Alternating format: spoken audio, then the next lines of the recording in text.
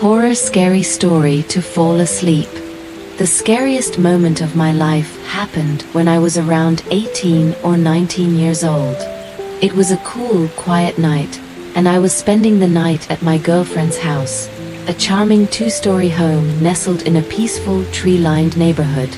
The house had an old-world charm with wooden floors that creaked softly beneath every step, delicate lace curtains fluttering gently in the breeze, and a fireplace in the living room that always seemed to hum with warmth. I had been there many times before, but this particular night felt different, heavier, darker. Something about the atmosphere was off, unsettling in a way I couldn't quite place. Her mom, along with her mom's boyfriend, had gone out for the evening, leaving me, my girlfriend, and Max, their golden retriever. Max had always been a calm and loyal companion. His golden coat shimmered in the dim light, and he would lie by the fire or follow us around with a gentle presence that brought comfort. That night, however, Max seemed unusually alert. His usual calm demeanor was replaced with a heightened sense of awareness. It was as if he could sense something I couldn't, a shadow lurking in the background. After my girlfriend had fallen asleep beside me, her steady breathing creating a gentle lull, I couldn't shake the feeling that something wasn't right. The house felt quiet in a way that was unnatural. Normally, the soft hum of the refrigerator or the occasional creak of the floor would be comforting, a reminder that the house was alive with familiar sounds. But that night, the silence was deafening, too profound, too heavy. Max had been lying in the living room, where he usually rested quietly. His breathing was shallow, and his ears were up, swiveling with every small sound. There was something about his posture that unnerved me. His body tense, ready for action. It was as if he was guarding the house against an unseen threat. As I lay there, staring at the ceiling, my eyes began to wander. Shadows danced along the edges of the room, flickering as though someone, or something, was moving just beyond my line of sight. At first, I thought it was my imagination, a trick of the dim moonlight spilling through the windows. But the movements seemed too deliberate, too precise, as if whatever was there was aware of its presence. I shifted slightly, and that's when I saw it, a shadow pass by the doorway with unnatural fluidity. My breath caught in my throat, and I froze, unable to move or make a sound. My heart pounded loudly in my chest, reverberating through the stillness. I could feel the icy grip of fear clutching at my mind, making it hard to think. Max's low growl broke the silence, a guttural warning sound that sent a shiver down my spine. His usually gentle bark was replaced with a fierce, protective stance. His body tensed, muscles taut, and his gaze locked onto the doorway as though daring whatever was there to show itself. "Max," I whispered, my voice trembling. "What is it?" My voice was barely audible, but Max seemed to understand, his tail slightly raised, ears forward. The room felt alive with tension. Each second stretched into an eternity as I stared at the doorway, waiting for something, anything to happen. The creak of the floorboards beneath us seemed exaggerated, magnified by the oppressive atmosphere. Then, slowly, the door creaked open, agonizingly slow. It wasn't the natural sound of a settling house. It was deliberate, controlled, as if someone or something was testing the boundaries of the room. Max's growl deepened, his powerful voice reverberating throughout the house. He barked again, louder this time, a clear warning to whatever was trying to breach the space. His protective instincts were in full force, his body a barrier between me and the unknown force that had entered the room. I could feel my pulse racing, my breath shallow and uneven, the room feeling heavier with each passing second. The shadows lingered, still present despite the light from the bedside lamp. They darkened the edges of the room, pooling near the doorframe, shifting restlessly. My mind screamed for clarity, for rationality, but fear gripped me tightly, suffocating my thoughts. Max lunged forward suddenly, his body moving with incredible speed and precision, his bark fierce and unrelenting. He was a force of nature, his protective instincts overriding any fear or hesitation. He kept barking, the sound echoing off the walls, pushing back against whatever malevolent presence was trying to invade the house. His deep, resonant barks were a testament to his unwavering loyalty and courage. I remained frozen, my hands gripping the bed tightly as if to anchor myself in reality.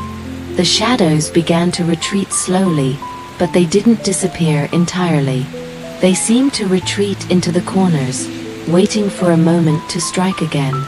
Max's barks softened gradually, his body still alert but no longer aggressive. Hours passed, though the tension in the room didn't fully dissipate. My mind raced, trying to comprehend what I had just experienced. When her mom and her boyfriend returned home, I tried to explain what had happened. My voice was shaky, my hands trembling as I described the shadows, Max's growls, and the oppressive atmosphere. Her mom listened, concern written across her face. She reassured me that Max was probably just reacting to something in the house, a stray animal perhaps, or that my imagination had gotten the better of me in the stillness of the night. Yet, deep down, I knew it wasn't that simple. Whatever had invaded that night wasn't something natural. It felt malevolent, a force with intent and presence beyond the ordinary. Even now, years later, the memory lingers, a haunting reminder of the unknown that still haunts the quiet corners of my mind. A few minutes after I'd laid down, I heard a loud, thunderous crash, the unmistakable sound of the back door being slammed open with a force that shook the entire house to its foundation. The violent noise reverberated through the quiet, making the walls tremble as if the very structure of the house was under siege. My heart leapt into my throat, a frantic beat that seemed to echo in my ears with each passing second. The sheer suddenness of it left me breathless, struggling to comprehend what was happening. Heavy, deliberate footsteps followed immediately after, echoing through the kitchen with an unsettling, rhythmic intensity. The sound was unyielding, a relentless march that seemed to draw closer with each passing second. Max, my girlfriend's golden retriever, went from his usual calm and watchful presence to an unstoppable surge of protective instinct. His barks erupted furiously, a deafening wave of sound that surged through the house with an intensity one hadn't seen before. His powerful voice shook the air with primal force, an unrelenting chorus of defiance against whatever had intruded. His golden fur bristled with tension, muscles coiled tight as he charged toward the kitchen, his protective instincts completely unleashed. Each bark was desperate, a fierce declaration that no threat would go unchallenged, not while he was there. The sound of cabinets slamming open violently followed the footsteps, creating a cacophony of destruction that seemed almost surreal in its intensity. Metal clanged against wood with brutal force, the noise sharp and relentless. Drawers were torn from their tracks and flung to the floor with forceful abandon, the clatter of wood and metal an overwhelming, chaotic rhythm that drowned out all other thoughts. The sheer violence of the intrusion made it impossible to focus on anything else. Every crash felt like a blow to my sanity, as if the very walls of the house were crumbling under the weight of this madness. Panic surged through me in waves, overwhelming and relentless. My mind raced to make sense of what was happening, but rational thought felt distant, unattainable.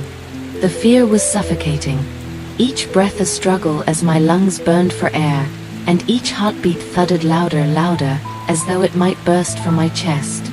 My body trembled uncontrollably, every muscle stiffened by the overwhelming terror that gripped me. Max's barks were fierce and unrelenting. His deep, guttural growls vibrated through the house, a symphony of resistance against the chaos unfolding. His protective instincts had taken over completely, his body moving with a raw, primal force that mirrored the intruder's violence.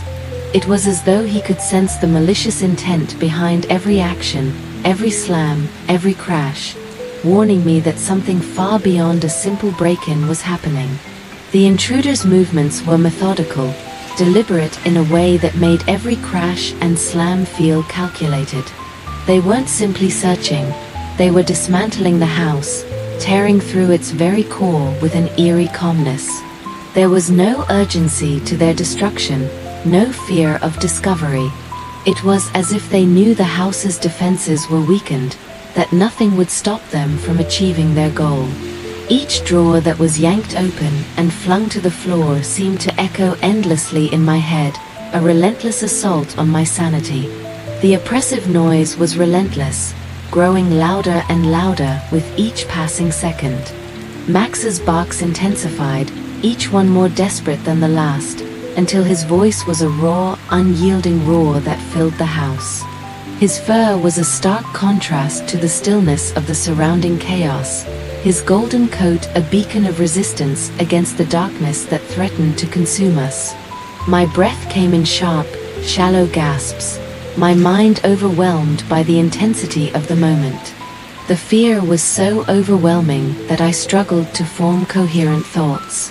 It was as though reality itself had shifted, warped by the chaos around me. Every second stretched endlessly, each sound an unbearable echo in the silence that followed. The intruder's movements paused briefly, and for a moment, the house seemed to hold its breath. The stillness was deafening, a vacuum of noise that magnified the tension until it was unbearable. Max remained alert, his stance unwavering, his eyes locked on the doorway where the chaos had erupted. His barking had ceased, but his body was still taut with readiness. My heart pounded in my chest, each beat a sharp reminder that the silence wasn't safety, it was a waiting game. The calm before the storm, where danger lurked just beyond the edges of perception, ready to strike at the slightest provocation. Then, as suddenly as it had begun, the noise resumed. Finally, the chaotic rummaging and violent crashes came to an abrupt halt, leaving the house in an unsettling stillness that seemed to stretch endlessly. The silence was so thick, it felt as though the air itself had become suffocating, heavy with anticipation. Every creak of the wooden floorboards beneath me, every distant whisper of the wind through the windows, amplified the tension to unbearable levels. My mind raced through every possible scenario, each more nightmarish than the last, while my breath came in shallow, ragged gasps, making the silence feel even more oppressive. Then, as if deliberately orchestrated to torment me, the heavy footsteps began their slow, deliberate ascent up the hallway toward the bedrooms. Each step was calculated, methodical, measured with an unnerving precision that seemed almost unnatural. The weight of each footfall echoed through the house like a deep, ominous drumbeat, resonating in the very walls as if each movement was meant to instill fear and dread. There was no urgency to their approach, no rush or panic. Only a steady, relentless progression that felt designed to drag the terror out for as long as possible. My heart pounded wildly in my chest, a deafening roar that threatened to drown out every other sound. The sheer intensity of my fear was overwhelming, washing over me in waves that made it hard to think straight. I felt frozen in place, unable to move, unable to even form coherent thoughts. The weight of the moment pressed down on me, suffocating and suffusing every nerve with fear. Every beat of my heart echoed in my ears, a loud, urgent reminder of how vulnerable I was to whatever horror was approaching. Max, my girlfriend's loyal golden retriever, remained by my side, his calm demeanor shifting into something far more tense. His golden coat stood out sharply against the dim light of the hallway, his fur bristling slightly in preparation for whatever threat loomed. His powerful, steady gaze was locked onto the source of the footsteps, unblinking and intense, as though he could see right through the darkness, sensing the danger that was too imminent for me to grasp. His deep, guttural growls had stopped, replaced by a quiet, watchful silence, a stark contrast to the chaos of before, but no less powerful in its meaning. The deliberate pace of the footsteps seemed to stretch time, each second growing more agonizingly slow than the last. The tension became unbearable, every breath a struggle to keep steady as the stillness deepened. My thoughts were consumed by worst-case scenarios, looping through endless possibilities. What if it was someone with a weapon? What if they intended harm? The fear took root in my mind, feeding itself on every possibility, blurring the line between imagination and reality. As the footsteps drew closer, I could feel the weight of the moment pressing down more heavily. The inevitability of their approach was terrifying, a slow march toward whatever horror awaited behind the bedroom door. I tried to stay as still as possible, my every instinct screaming at me to remain silent, to avoid provoking whatever menace was closing in. The air seemed to vibrate with a palpable sense of danger, the silence only serving to heighten the fear, making every heartbeat feel like a thunderous drumbeat echoing through the house. Max continued to stand guard, his calm demeanor serving as a beacon of strength in the face of an overwhelming darkness. His eyes remained fixed, unwavering, scanning the hallway as though daring the intruder to show themselves. His presence was a silent reassurance that together we could face whatever lay ahead, even if it meant fighting tooth and claw to protect each other. The moments between each step felt endless, stretching on like a nightmare that refused to end. Each sound, no matter how minor, a creak, a shift, sent shivers down my spine. My muscles ached from the strain of holding still, every breath a delicate balance between survival and terror. The fear was all-consuming, a relentless tide that threatened to drown me in its depths, leaving no room for rational thought. Then, without warning, the footsteps paused. For a moment, the house seemed to hold its breath. The stillness was deafening, a vacuum of sound that magnified the dread, a silent pause that stretched endlessly into nothingness. My body tensed, every muscle rigid as though anticipating the next move. Whether it was forward or retreat, I couldn't know. Max's gaze remained locked on the doorway, his body poised for action despite the silence. His calm strength was a reassuring force, grounding me even as panic threatened to consume me entirely. His silent watchfulness was a reminder that I wasn't alone, even in the face of overwhelming fear. Finally, after what felt like an eternity, the footsteps resumed, slowly, meticulously, their slow march carrying forward with unsettling purpose. The air seemed heavier with every step, as if the house itself was buckling under the weight of the imminent confrontation. Each movement of the intruder was calculated, deliberate, a calculated approach that left no room for error. Every second that passed brought us closer to a confrontation that neither Max nor I could fully prepare for. But then, the footsteps abruptly halted right outside the mother's bedroom door. The oppressive silence that followed felt suffocating, a thick, impenetrable barrier that enveloped the house in an eerie stillness. Every breath I took was shallow, hesitant, as if the very act of breathing might alert the unseen intruder to my presence. My senses felt heightened to the point of being painful. Each sound, however minor, was amplified, making the tension unbearable. Time seemed to slow to a crawl, seconds stretching endlessly into minutes, as though the universe itself had frozen in place. My thoughts raced furiously, a chaotic whirlwind of possibilities and fears. What could they be doing inside the room? Were they searching through belongings, rifling through drawers, or simply standing still, watching, waiting for the right moment? The unknown was more terrifying than any imaginable action. Just the idea that they had taken control of the space was enough to send shivers down my spine. Then, slowly, the handle began to turn. It moved with a deliberate, unnerving slowness, without a sound. There was no jolt of sudden noise, no rushed movements, just a smooth, methodical twist that seemed to draw out every agonizing second.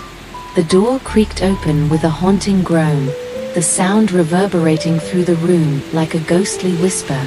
My breath caught in my throat, my lungs refusing to cooperate as a wave of panic surged through my body. The figure stepped inside, their silhouette stark against the dim interior of the room. There was no rush, no abrupt motion, just measured, controlled steps that moved slowly toward the far corner of the room. Each footfall seemed deliberate, precise, as if every action was being calculated to maximize fear and discomfort. The lack of sound was just as unsettling as the presence itself. The oppressive silence served as a constant reminder that whatever was happening wasn't accidental, it was purposeful. My heart pounded wildly in my chest, a relentless drumbeat that echoed in my ears. I tried to keep my breathing steady, tried to remain as quiet as possible, but the sheer weight of terror made every breath feel ragged and strained. The intrusion had crossed a boundary, an unimaginable invasion of the sanctuary I once felt was safe. The realization that someone had managed to breach the secure deadbolt with such precision left me questioning everything. The mother's bedroom door had an outside-style deadbolt, a sturdy, heavy lock installed specifically for situations like this. She had insisted on it after a previous break-in attempt. It was a safety measure, a means of ensuring that her most private space remained protected even when she wasn't home. Yet, here we were, faced with the undeniable reality that the lock had been bypassed without a trace. The very notion defied logic, twisted every sense of security I had once trusted. My mind raced through possible scenarios. Could they have picked the lock without making a sound? Could they have used some kind of sophisticated device to tamper with the mechanism, rendering the deadbolt useless? The mere thought of someone with that kind of capability sent chills down my spine. It was as though the security system had been reduced to mere decoration, a hollow symbol of safety that was meaningless in the face of true danger. Max remained at my side, his massive frame tense and protective. His focus was unwavering, his deep-set eyes locked on the doorway, every muscle in his body ready to spring into action if needed. His growl was low and steady, a constant rumble that vibrated through the room. A primal sound that felt like a warning, a challenge to the intruder to show themselves. His presence was a small comfort, but even his instincts couldn't fully erase the gnawing fear of what was happening beyond the closed door. The air in the room became oppressive, thick with the weight of uncertainty.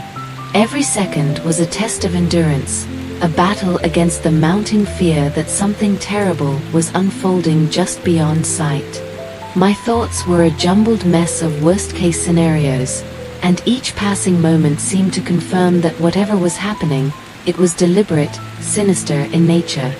The oppressive silence dragged on, each second stretching into an unbearable eternity. The absence of sound made the tension unbearable. Every creak of the house, the distant hum of the night outside, became too loud, too real. The stillness was unnerving, a suffocating presence that seemed to press down harder with each passing moment. It was as if the entire house was holding its breath, waiting for something awful to break the fragile calm. Max's low growl intensified slightly, his ears twitching as though he could sense the unseen danger. His instincts were sharper than mine, his protective instincts attuned to the smallest changes in the environment. I could feel his unease radiating off him, a tangible force that only amplified my own growing panic. The unsettling realization that the deadbolt had been bypassed without leaving a single clue haunted me relentlessly. It shattered the illusion of control, of safety.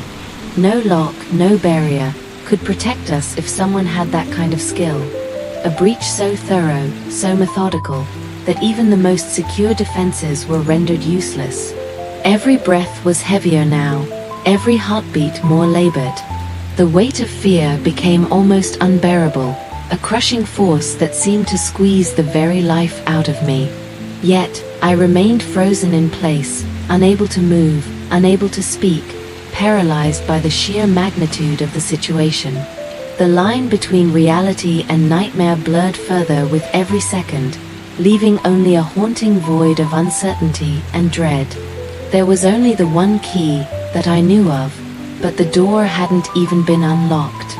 Instead, it swung open slowly, with an unsettling ease, as if it had been opened without any effort at all. The sound of the latch barely registered in the vast stillness of the house, a haunting whisper against the oppressive silence. The calm, methodical way in which the intruder entered sent a chill down my spine. There was no rush, no sense of panic, just a deliberate, measured approach, as though they belonged there, as if the house was theirs to command. The realization struck me like a thunderbolt. Whoever this was, they had done this before. They weren't a random intruder. They were familiar with the layout, the quiet corners, the best ways to move without making a sound. The house itself seemed to become a prison, its features exaggerated under the weight of the moment. Elevated a few feet off the ground, the floorboards creaked under every footfall, amplifying the slightest sound into a deafening echo. The isolation was suffocating.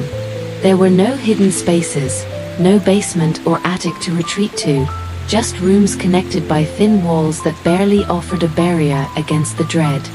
Every motion, every subtle shift of weight, was amplified in this confined space, making every breath feel labored and every heartbeat thunder in my ears. Time slowed to a crawl.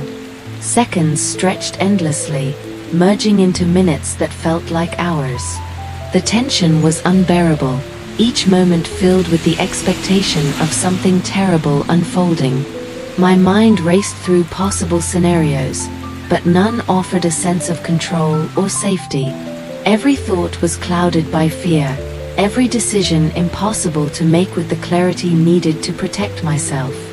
I was locked in place, unable to move, my body trembling with the effort to remain silent.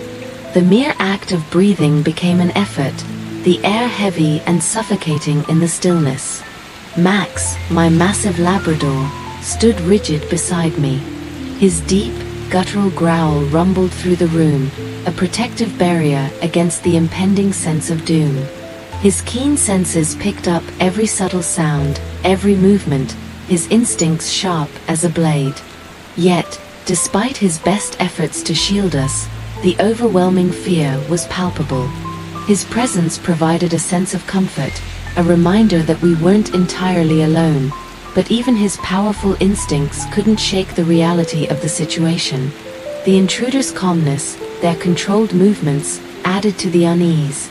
There was no telling what they were after, and that uncertainty was far more terrifying than the sound of their footsteps. The proximity of the intruder became unbearable. Each sound, each step, reverberated through the house with an intensity that made my skin crawl.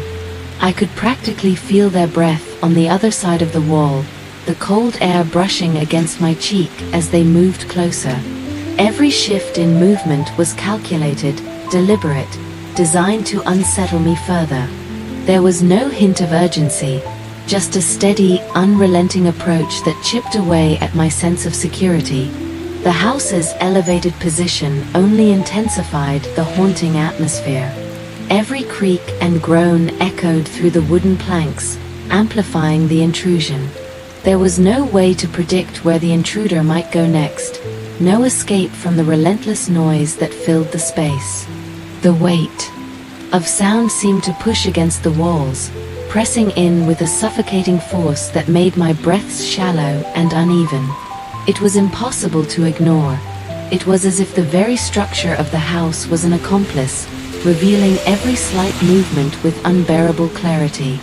Max's growl deepened, his body vibrating with tension as he sensed the gravity of the situation. His protective instincts flared, his massive frame braced for an imminent threat.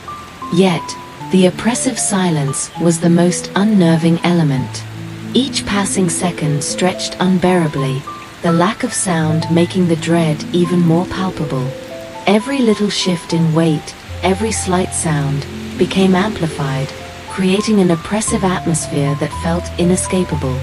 My thoughts spun wildly, trying to grasp any solution, any means of escape, but there was nothing. No weapons, no clear path out of the house, just the chilling reality of an intruder who had no intention of leaving quietly.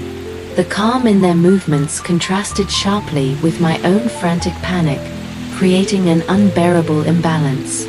The fear was suffocating, a relentless force that consumed my every thought and action. Whoever this was, opened a deadbolt door without unlocking it, stepping just inside the room with an unsettling calmness that defied explanation. The faint sound of the latch clicking into place was nearly imperceptible, but it echoed in the oppressive stillness that had engulfed the space. The door closed softly behind them, a deliberate motion designed to eliminate any sound that could betray their presence. The room itself felt as though it had been sucked into a vacuum, where the air was thick with tension, suffocating in its quiet intensity. Shadows stretched across the walls, their forms shifting subtly as if alive, enhancing the eerie atmosphere that enveloped the space. There was no urgency in their movements, no hurried footsteps or sudden shifts, just an unnatural stillness that seemed almost surreal. Every inch of the room radiated discomfort, the silence so profound it felt as though it had become a separate entity entirely, a presence with weight that pressed against my chest. My breaths came shallow and quick, like tiny gasps, as if each exhalation would disturb the fragile balance between us and the unknown. Max sat stiffly beside me, his massive frame tense, every muscle coiled as though ready to spring into action at the slightest provocation. His deep growl rumbled low in his throat, vibrating through the room in a low, continuous hum of warning. Yet, even his protective instincts couldn't dispel the suffocating atmosphere. His ears twitched at every small sound, but there was nothing. No creak of the floorboards, no shift of the intruder's weight, only the unbearable quiet that pressed relentlessly against us. My mind raced through scenarios, each more terrifying than the last. What was the purpose behind this quiet intrusion? Was this someone who sought violence, or something more methodical and calculated? The lack of sound became more menacing with each passing second, as if the absence of movement was a calculated strategy meant to unnerve me, to strip away any sense of security. The floorboards beneath the intruder's feet seemed unnaturally audible, creaking softly with each measured step they took. Yet, their gait was slow and deliberate, giving an illusion of control, as if every motion was precisely controlled. The rhythmic tapping of their steps echoed with precision, amplified by the oppressive quiet that seemed to absorb all other noise.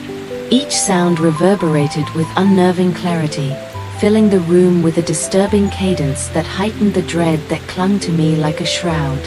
Hours seemed to pass, though time itself became irrelevant in the face of this haunting stillness. My heart pounded in my chest, a frantic beat that threatened to escape my control, drowning out every other thought. The air grew heavier with each second, suffocating me in an unseen grasp, choking the life out of the moment.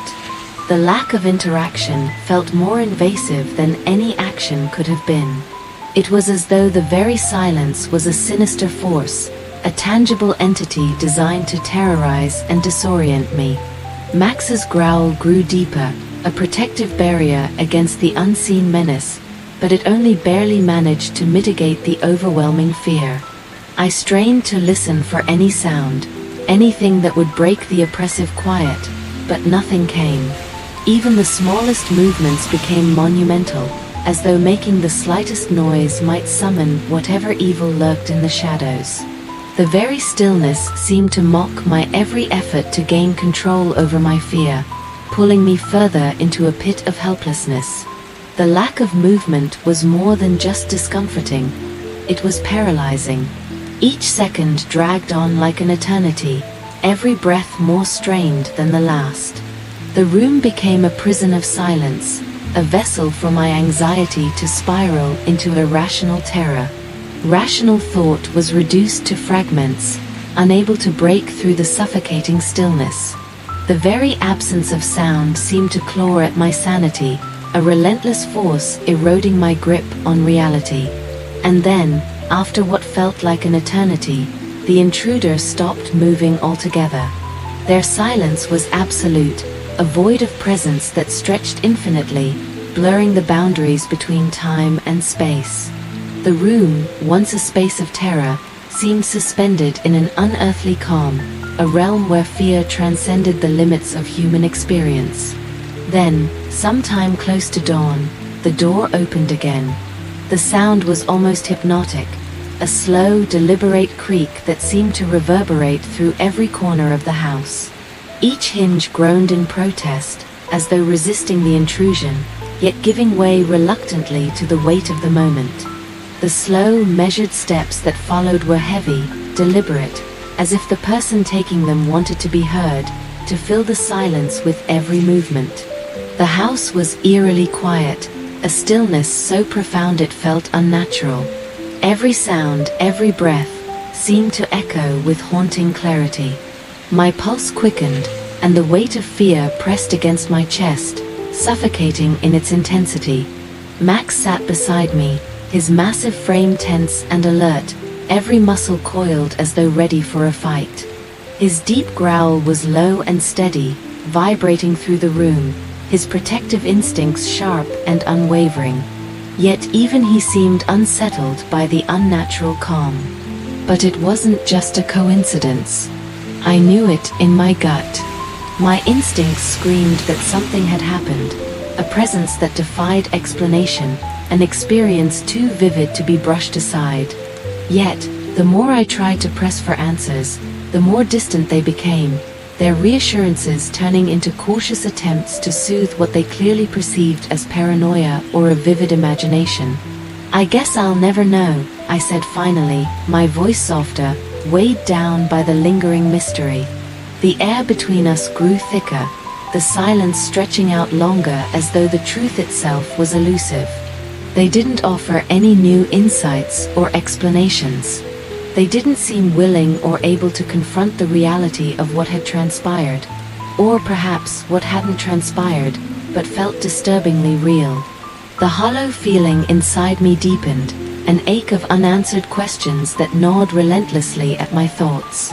I replayed the events over and over, dissecting each detail, searching for something, anything, that could unlock the truth. But the more I delved into it, the clearer it became.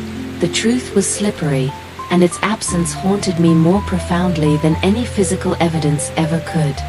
The last owners of that house before her mom were her grandparents, and the story of its origins was shrouded in mystery, passed down through hushed family tales and whispered conversations. Over the decades, the house stood tall and imposing, a silent observer to the shifting world around it. The land it was built upon seemed to carry a weight of history that extended far beyond the mere foundation of stone and wood.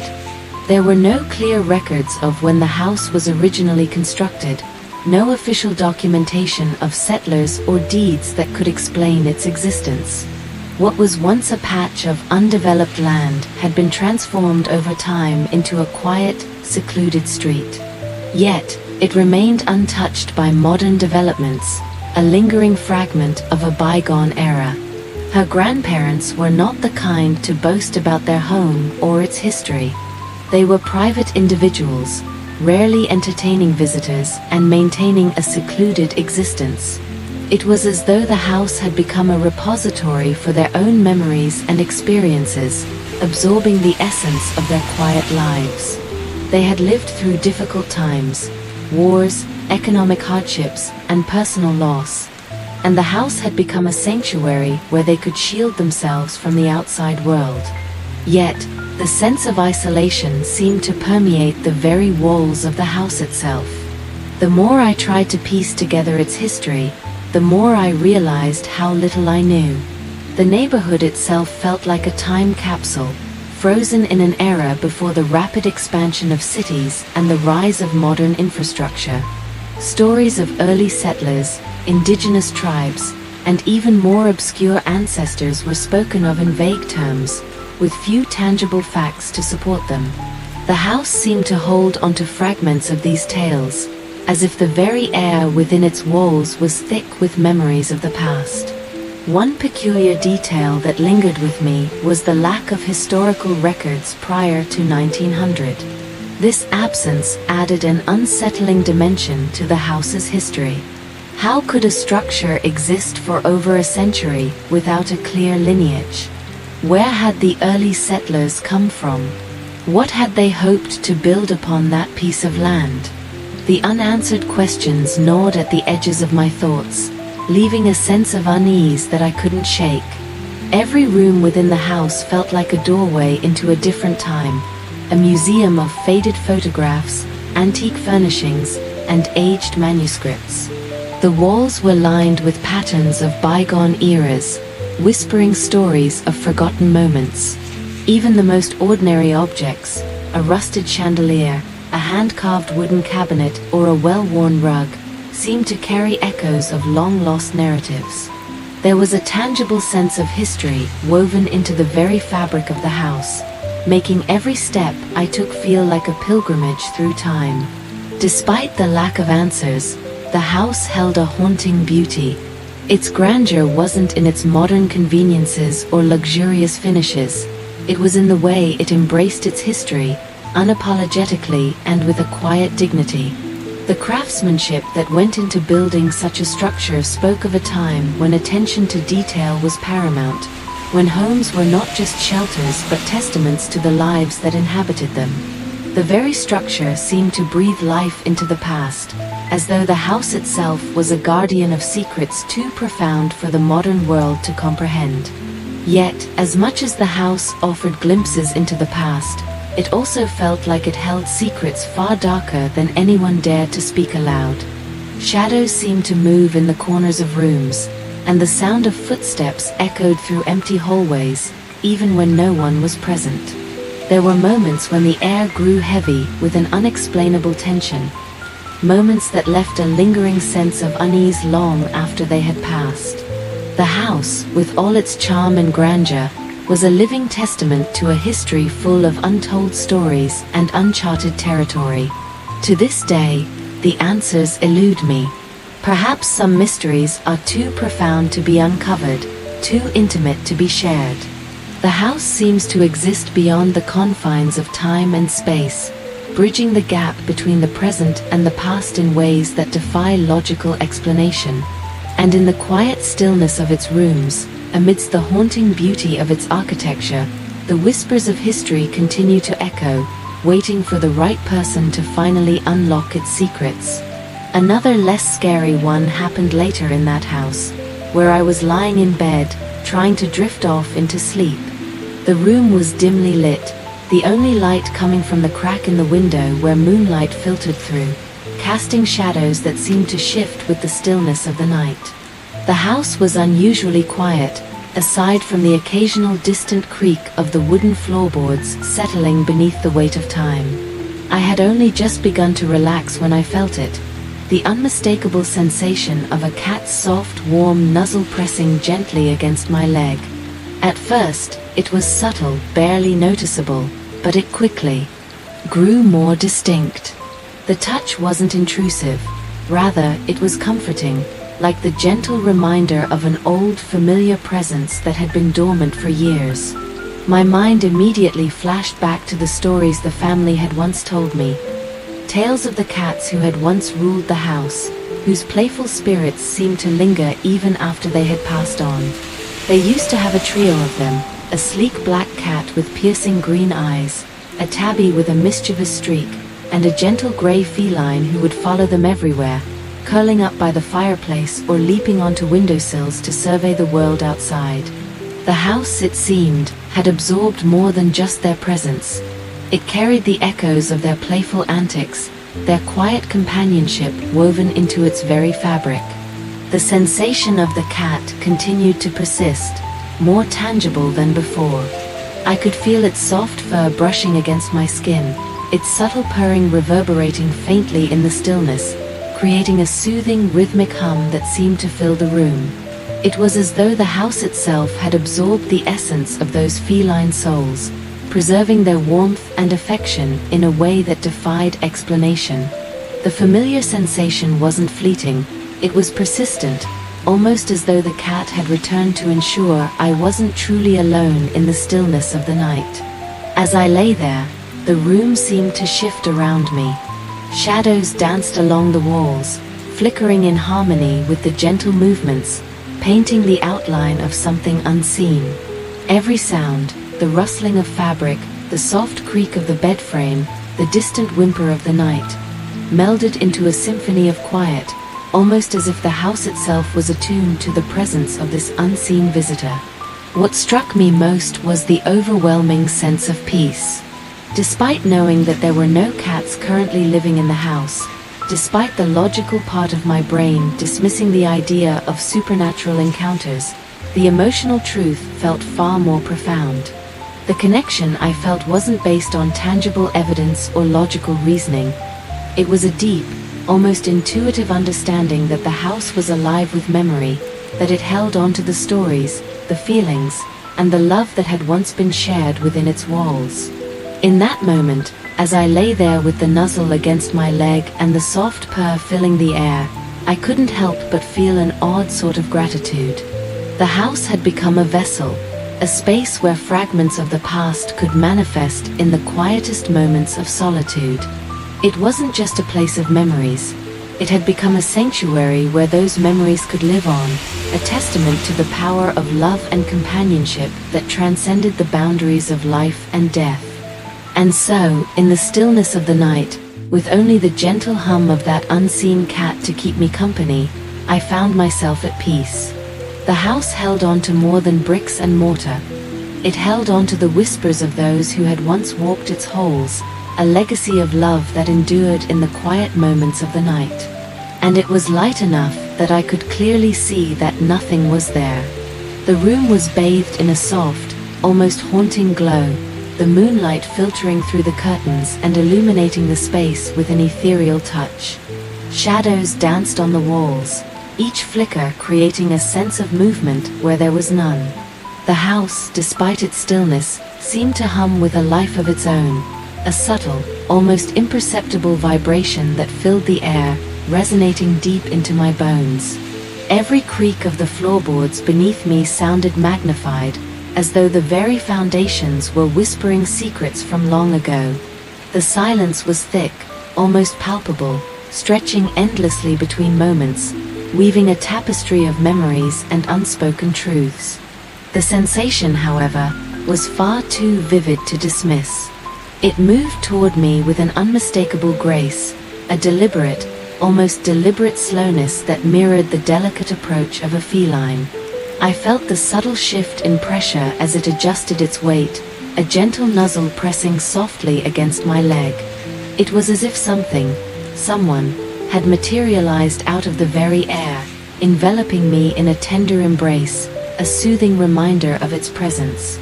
The warmth was undeniable, yet fleeting. It lingered, wrapping around me like a soft, comforting shadow, before slowly beginning to fade.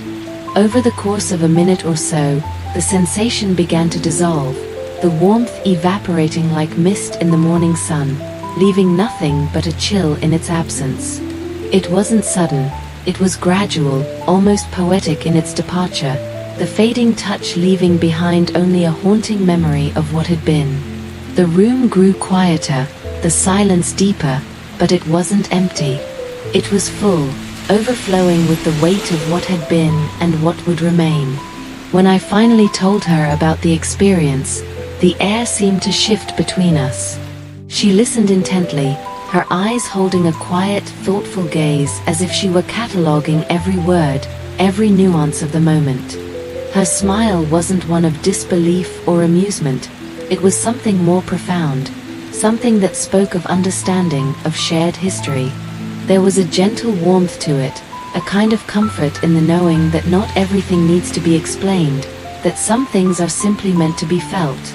"I guess she's still here," she said softly, her voice a soothing murmur that carried a weight of its own. The simplicity of the words belied their depth. They weren't just about the cat, but about the bonds that endure beyond the physical realm.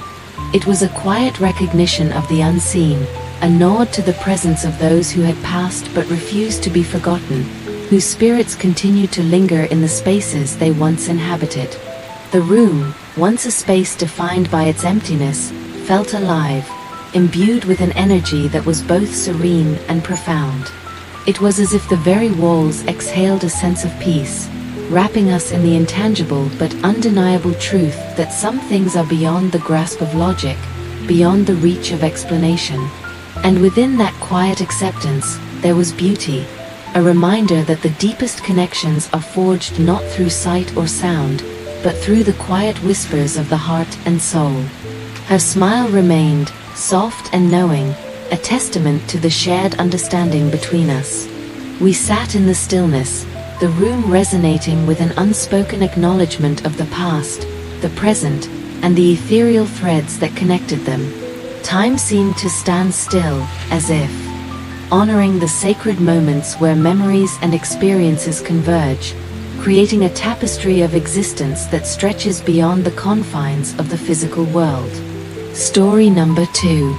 I can still feel the weight of that evening, the way the sky seemed to press down on us, heavy with the last rays of the setting sun. The horizon was awash of deep purples and fiery oranges, a beauty that should have been calming. And yet, there was nothing calming about it. The air felt wrong, charged with something I couldn't name, like an invisible thread of tension had wound itself tight around us. Our little caravan of 2 cars had been on the road all day. 2 moms, 6 kids, and a playlist of off-key sing-alongs and snack wrappers crinkling in the back seat. We'd set out with bright smiles and the promise of adventure, eager to escape the noise and chaos of our everyday lives. The plan was simple: find a quiet spot by the river, pitch our tents, and let the kids run wild. Nothing fancy, nothing complicated. But as the miles stretched on and the sun dipped lower, the idea of quiet began to take on a different meaning. It wasn't just the absence of noise, it was the absence of life. The main campground had been full when we passed through earlier, bustling with families, campfires, and the distant hum of conversations. Too crowded, we'd decided. Too close to the beaten path. We wanted something remote, where we wouldn't hear our neighbors laughing over cheap beer or their dogs barking at every rustling leaf. So, we turned off the main road, following a dirt path that wound its way into the wilderness. At first, the kids were excited, pressing their faces against the windows as the landscape shifted around us. Red rock formations towered on either side, their jagged surfaces glowing in the dimming light. The river was somewhere nearby. We could hear its faint, steady rush, though we hadn't yet seen it. But as the road grew rougher, their chatter quieted. By the time we spotted the clearing, even the youngest ones, who usually filled every silence with a stream of questions, had gone quiet. I wish I'd paid more attention to that silence. The clearing came into view suddenly, a wide patch of open ground tucked against a line of trees. Beyond the trees, the river glittered faintly, catching the last light of the day. From a distance, it looked perfect. Plenty of space for our tents, a ready-made fire pit, and privacy. Everything we'd been hoping for. But as we pulled closer, I noticed it, an abandoned campsite. At first, I thought someone might still be there. The tent was still up, and scattered around it were the usual signs of camping gear: a cooler, a camping chair, a sleeping bag. But as we rolled to a stop, it became clear that something wasn't right. The tent was old, its fabric weathered and streaked with dirt. One of the poles was bent, the structure sagging like it had given up under its own weight. The camping chair lay on its side, its frame twisted, as if someone had thrown it in frustration. A sleeping bag was crumpled on the ground near the tent, half unzipped. It looked like someone had crawled out of it in a hurry, leaving it twisted and damp from the dew that had settled overnight. The cooler was tipped over, its lid hanging open. Inside, empty cans and wrappers spilled out, as if someone had rifled through it, searching for the last scraps of food. Nearby, a pair of muddy boots sat side by side, their laces undone. "What is this place?" one of the kids murmured, breaking the silence. I didn't answer. My eyes were scanning the area, searching for, I wasn't even sure what. Movement, maybe. Signs of life. Or worse, signs of something unnatural. There was no sign of anyone. No voices, no footprints, no lingering smoke from the fire pit. And yet, the place didn't feel empty. "Do you think someone's coming back?" the other mom asked, her voice uneasy. "No," I said, though I didn't know why I was so sure. I stepped out of the car, my boots crunching against the gravel as I approached the site. The smell hit me first, a faint, sharp odor that wasn't just dirt or damp canvas. It was metallic, acrid, with a faint sweetness that turned my stomach. And then I noticed the rocks. Near the edge of the clearing, someone had built a cairn, a small pile of stones, stacked deliberately. It was unremarkable at first glance, the kind of thing kids might build for fun. But as I looked closer, I realized it wasn't random. The stones were arranged in a specific pattern, their edges worn smooth by the river but stacked with precision. A shiver ran down my spine. "Mom, what's that?" one of the older kids asked, pointing to the cairn. "Nothing," I said quickly, though my voice wavered. "Just some rocks." But it wasn't just rocks. It felt like a marker, a warning, though I couldn't have said why. As I turned back to the car, I caught a glimpse of something else. A piece of fabric caught in the branches of a nearby tree. It fluttered weakly in the breeze, frayed and dirty. My stomach twisted as I realized it was part of a shirt, torn and faded, the kind you'd see in an old photo from a camping trip years ago. "Let's go," I said, louder than I intended. The other mom glanced at me, her expression a mix of confusion and concern. "Already? We just got here," one of the kids protested. "We're not staying here," I said firmly. My voice left no room for argument. We hurried back into the cars, the kids sensing the shift in our mood and falling silent once more.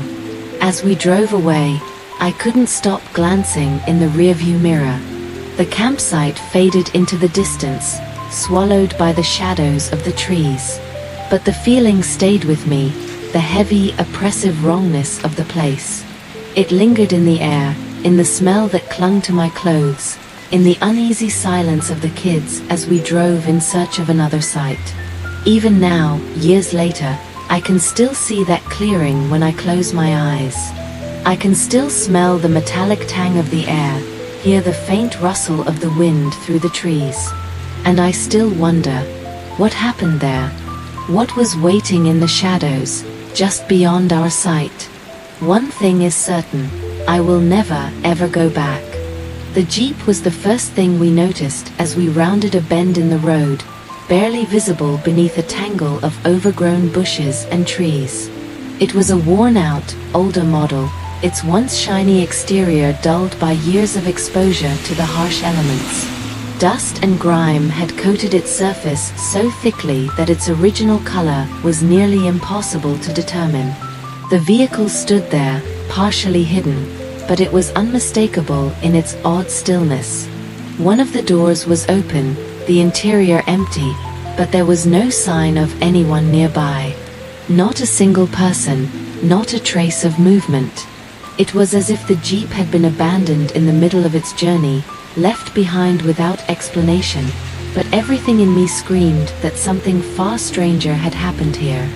The eerie silence of the place seemed to swallow everything around it.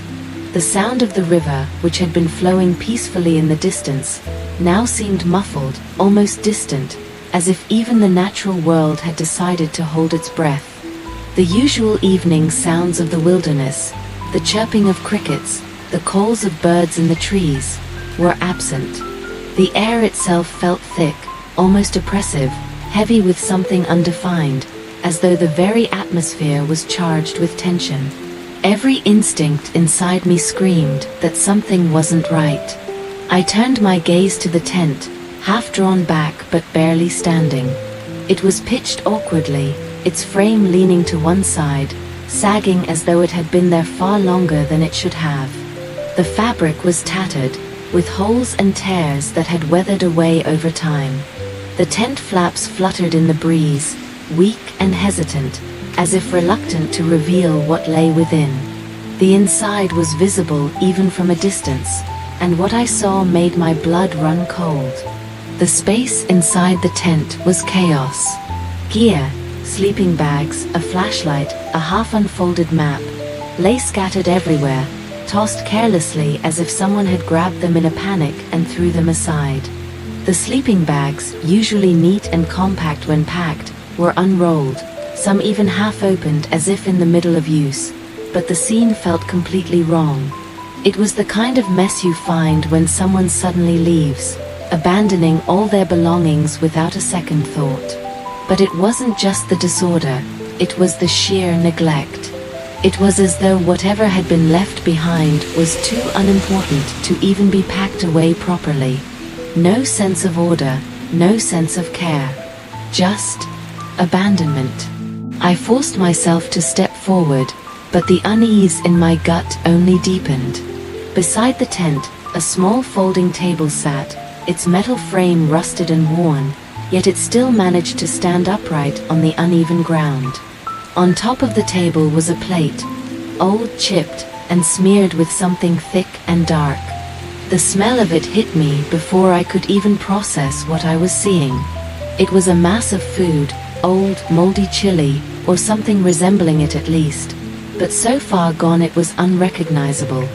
The chunks of meat and beans were now just a lump of decay, overrun with spots of green and black mold that had taken root in the forgotten dish.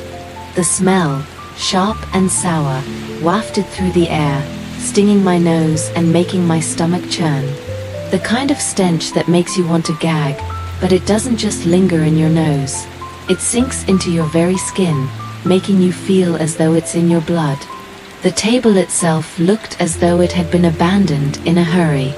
One leg of the table was angled oddly, as if it had been knocked or dragged, yet everything on it, the plate, the small fork beside it, a spoon, was arranged with an unnatural stillness, as though they had been placed carefully despite the chaos around them. But there was no sign of anyone to explain it. No one had eaten the food. No one had even touched the plate. It was just left. My heart pounded in my chest as my eyes slid from the table to the ground, where a dog bowl sat, still and forgotten.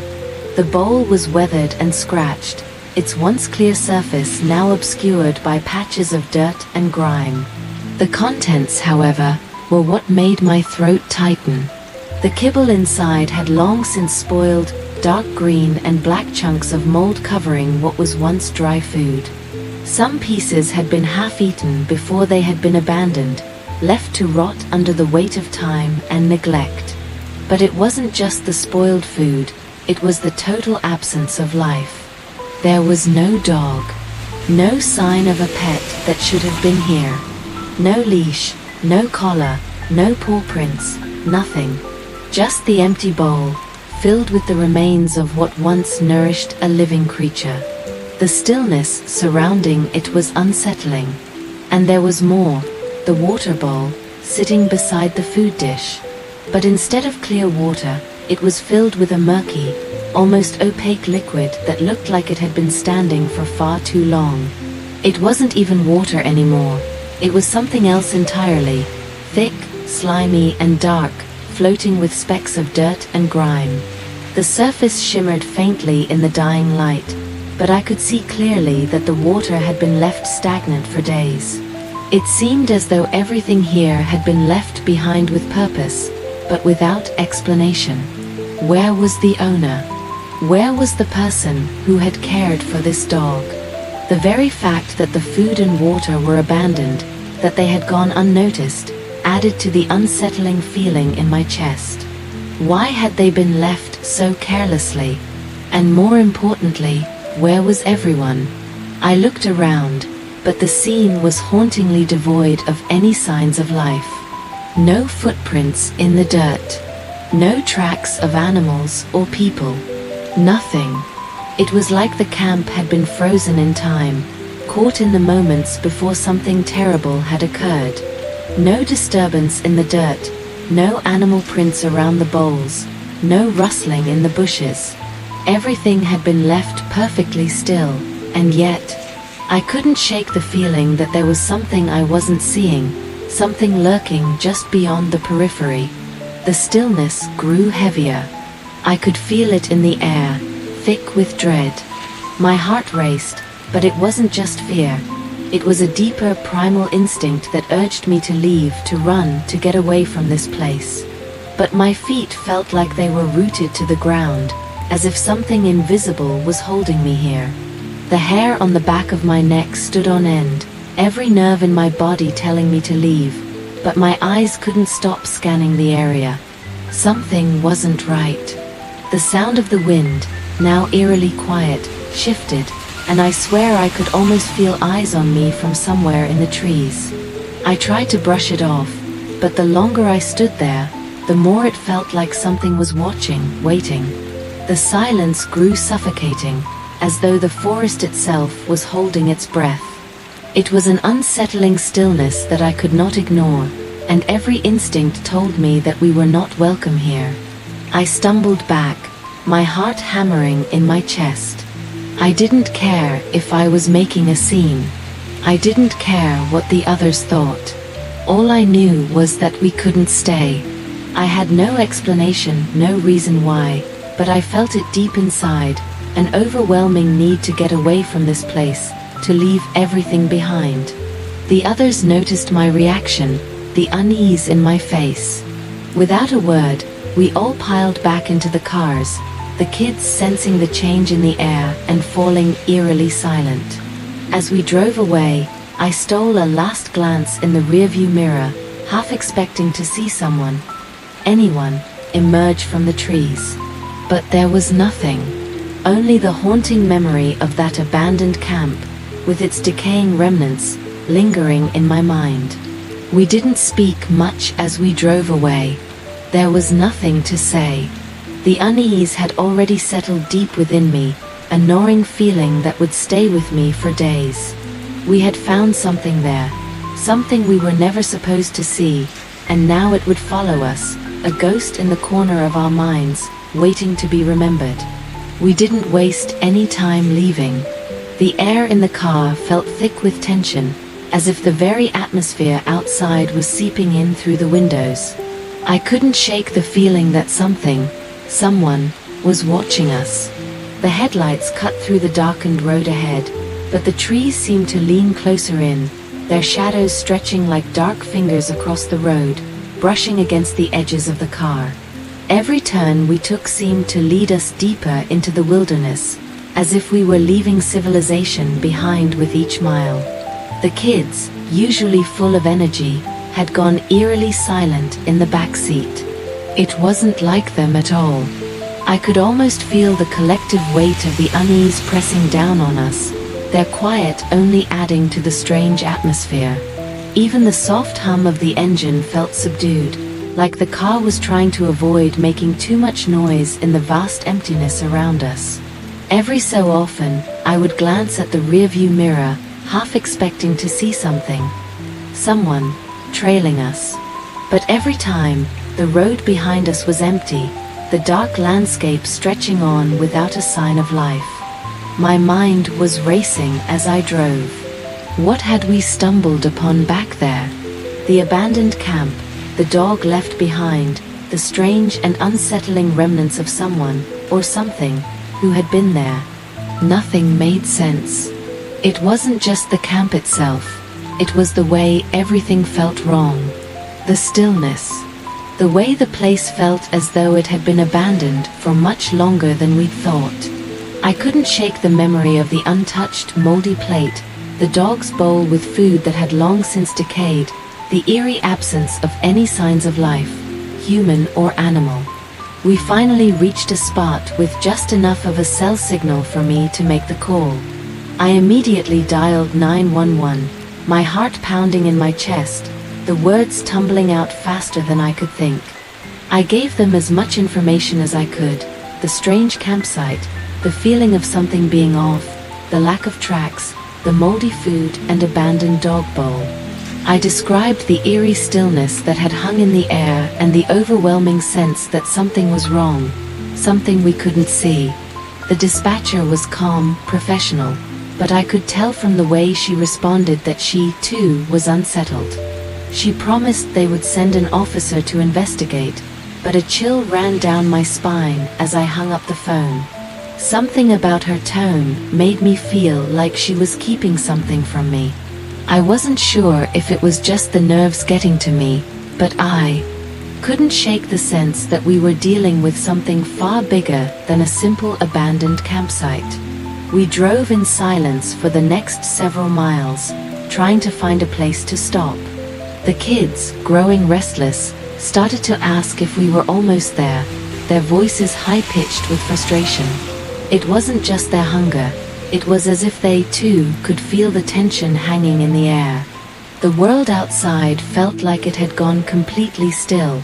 The only sound was the tires on the gravel, the occasional rattle of branches in the wind, and the far-off calls of nocturnal animals.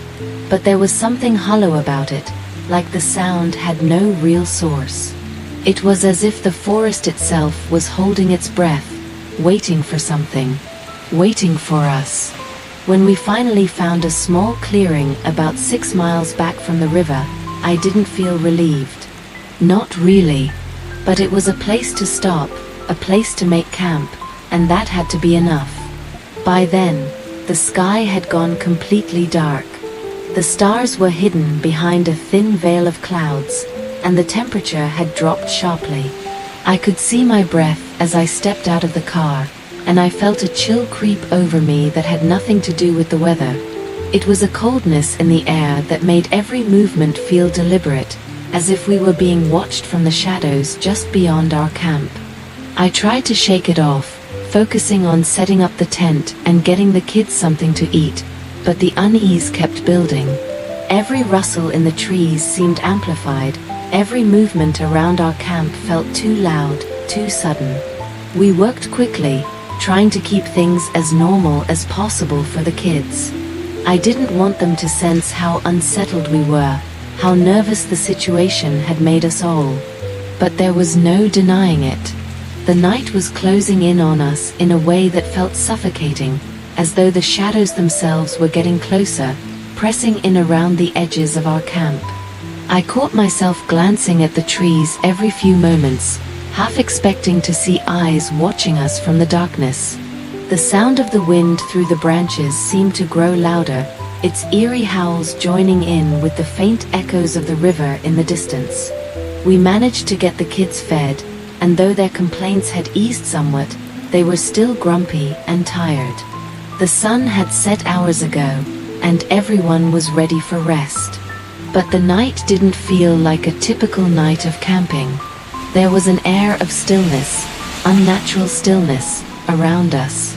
Even the lanterns flickering against the dark felt somehow inadequate, their light barely pushing back the overwhelming blackness.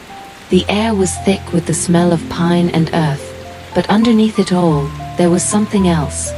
Something that clung to the back of my throat, a smell I couldn't quite place. It reminded me of wet, decaying leaves, of mold and rot. And then, we saw the headlights. At first, I thought it was just my eyes playing tricks on me, but no, there they were, the flashing blue and red lights cutting through the trees in the distance. I felt a small surge of relief, a momentary comfort in the idea that someone was finally coming to check on what we'd found. But then the knot in my stomach twisted tighter. The officers were driving slowly, methodically, as though they were on high alert. They stopped at the edge of the original campsite, and I watched as the lights from their flashlights danced over the abandoned jeep, the tent, and the remnants of the camp we had left behind. The scene we had stumbled upon just hours before seemed to pulse with an unsettling energy in the flickering glow of their lanterns. The officers moved about quietly, their flashlights tracing the ground, shining over the abandoned gear and the moldy food. It was like they were searching for something specific, something we hadn't noticed. They didn't speak much.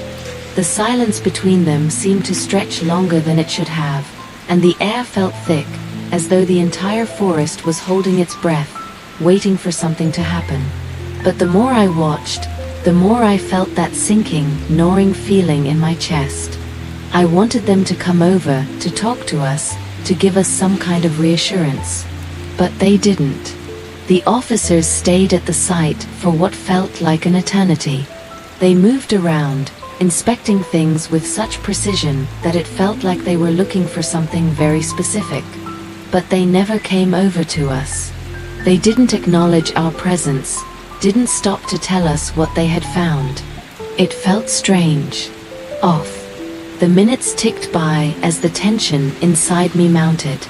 Why hadn't they spoken to us? Why hadn't they checked in with us? The quiet, the stillness, it was too much. Finally, after what felt like 2 hours, or was it 3, the officers began to leave. Their vehicles slowly rumbled to life, the low hum of their engines breaking the silence of the night. The headlights shone through the trees, briefly illuminating the darkness, and then they disappeared down the road. But there was no explanation, no reassurance. No sign of what they had found or why they had stayed so long. I watched them leave, a strange sense of abandonment crawling up my spine. I waved at them, but they didn't even slow down. They didn't stop at our camp to tell us what was going on. They didn't speak to us at all. We had been right there, visible in the dim light of our lanterns, but it was as though they hadn't even noticed us. My throat tightened, and a cold shiver ran down my spine. What had they found back there? Why hadn't they come over to us? They had been there for hours, but we had been completely forgotten. And that's when I realized something wasn't right. The officers had come. They had spent so much time investigating the site, but they left without a word, without any explanation. It was as if they had discovered something that they weren't willing to share. Or perhaps they were hiding something. The thought made my blood run cold. Had they found something dangerous? Had they uncovered something that they didn't want us to know about? The night stretched on in uneasy silence. We tried to settle into the quiet, but the tension was unbearable. It wasn't just the unease we felt from the abandoned campsite. It was the silence, the feeling that we were being watched. I couldn't shake the idea that something was still out there, waiting, watching from the edges of the trees. And as the lanterns flickered and the wind whispered through the branches, I couldn't help but feel that we weren't alone in the wilderness anymore. Something had followed us. Something had been there, and it was still there. And as the night grew darker, I realized that there were no answers coming, at least not any we were ready to hear. The night stretched on like an eternity. The air felt thick, as though the very atmosphere was holding its breath. After hearing those eerie howls, those haunting calls that circled around our camp like wolves, or perhaps something far darker, we huddled together in the tent, hoping the night would pass quickly. But it didn't. The howling continued, growing louder, more frantic, and with each passing minute, my unease deepened. I could hear the occasional rustling of the trees outside the tent as the wind picked up, but it wasn't the wind that was unsettling. It was the way the howls echoed, so strange and unnatural. Coyotes don't sound like that. I had heard coyotes before, plenty of times. Their howls were sharp, yipping sounds that would carry across the landscape, but this, it wasn't like that. These howls were deeper, more resonant, like a growl mixed with an unnatural, almost human-like scream. It was as if they were trying to communicate, but with something far darker than nature's voice. The kids were unusually quiet, which only added to the tension. Normally, they would have been chattering, telling stories or making noise, but now there was an eerie silence, a stillness that made the air feel oppressive. Their eyes, wide with fear, would flick from one to another, and I could hear the soft rustling of sleeping bags as they shifted in place. I wanted to reassure them, to tell them it was just coyotes, that everything was fine. But I couldn't. I didn't believe it myself. Outside the tent, the howling became more intense. The sound reverberated through the trees, vibrating through my chest, making it hard to breathe. I kept telling myself to stay calm, to rationalize it, to convince myself it was just the wild, but my heart was racing. The kids were lying still, as though they could feel it too, the tension, the something in the air feeling that made you want to bolt up and run. And then, a new sound pierced through the night, a sharp bark, followed by another, and then a deep growl. It was closer this time. I froze, my hand instinctively clutching the side of the tent. The growls were low, guttural, and unmistakable. It wasn't a dog. It wasn't a wolf. It was something else. The barks, too, were unlike any dog I had ever heard. They were jagged, drawn out, like an animal trying to warn us. The rhythm of the howls continued, as though they were in communication with each other, an eerie conversation between creatures hidden in the dark. I tried to calm my breathing. I had been camping enough times to know that animals are curious creatures, and sometimes they make strange noises. But this felt different. The barks didn't fade like they should have. Instead, they grew louder and more urgent. They circled our camp, first one way, then the other. I could almost feel their eyes on us, moving from the trees, keeping a watchful, predatory distance. It was as though they knew exactly where we were, knew we were vulnerable, and were testing the boundaries. Time stretched out, the hours blending together as I lay there, unable to sleep, waiting for the morning. I could feel every heartbeat in my chest. I wondered if the others were hearing it too, the way the air was thick and still, how everything seemed too quiet, too focused. The silence between the howls made it worse. It was as though the night itself was holding its breath. The creatures, whatever they were pacing around us, waiting. But waiting for what? Eventually, the howling slowed, but only to be replaced by something worse, a silence so deep it felt suffocating. The kind of silence that makes you feel like you're being watched from all directions, a weight on your chest that won't let up. I lay there, wide awake, listening to the darkness around us. The kids were still, their bodies stiff in their sleeping bags. I could hear their soft breaths, feel their fear in the air.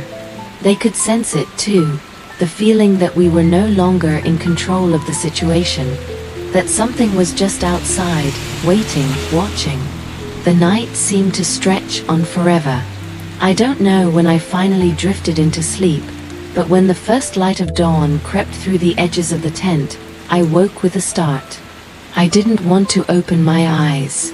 The air still felt heavy, like the forest was holding its breath. And when I finally forced myself to step out of the tent, I couldn't shake the feeling that I was stepping into the aftermath of something. The campsite looked unchanged, but there was something off about it, something wrong in the air. The kids were still groggy, rubbing their eyes as they stepped out, and I could see the same unease mirrored in their expressions. But it wasn't until I looked at the ground that the full horror of the night's events set in. Footprints.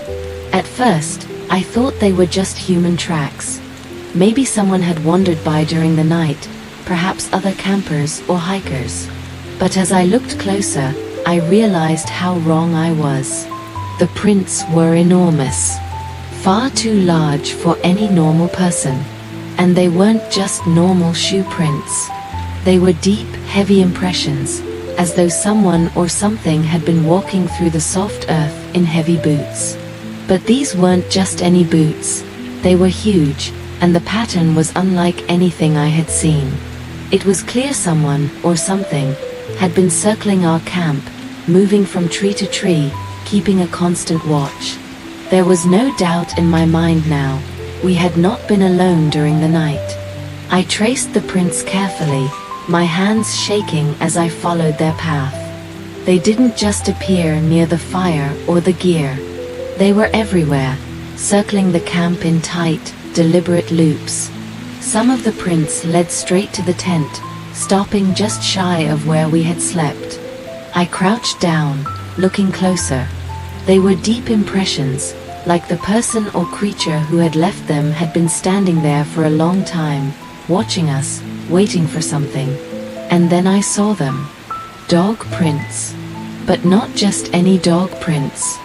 These were massive, twice the size of any large dog's tracks. They were clearly defined, deep and wide, and they led right up to the edge of our camp. Some of the prints even stopped at the base of the tent, where the dirt had been disturbed, as though something had been circling us, sniffing around the edges. It looked like a pack of giant, wild animals had been studying us, lingering just outside the tent, waiting for the perfect moment to come closer. I froze. My heart raced as I scanned the prints, the realization sinking in. Whatever had made these prints wasn't just curious. It had been stalking us. It had been so close, so very close. I stood there for a long time, too paralyzed to move, staring at the marks in the ground. The forest around us seemed too quiet, too still. The birds were silent, the breeze barely moving. The world felt like it was holding its breath. I motioned for the others to come out, trying to stay calm despite the overwhelming panic rising in my chest. As they stepped out of the tent, their eyes locked onto the prints. The fear was evident in their faces, their expressions mirroring my own sense of dread. The kids stood frozen, staring at the tracks with wide eyes, and I could feel their fear radiating outward, growing heavier with each passing second. "We have to go," I whispered, my voice barely a breath. The words didn't need to be repeated. They all knew. The prints, the howls, the eerie silence. It was enough to know we had to get out of there.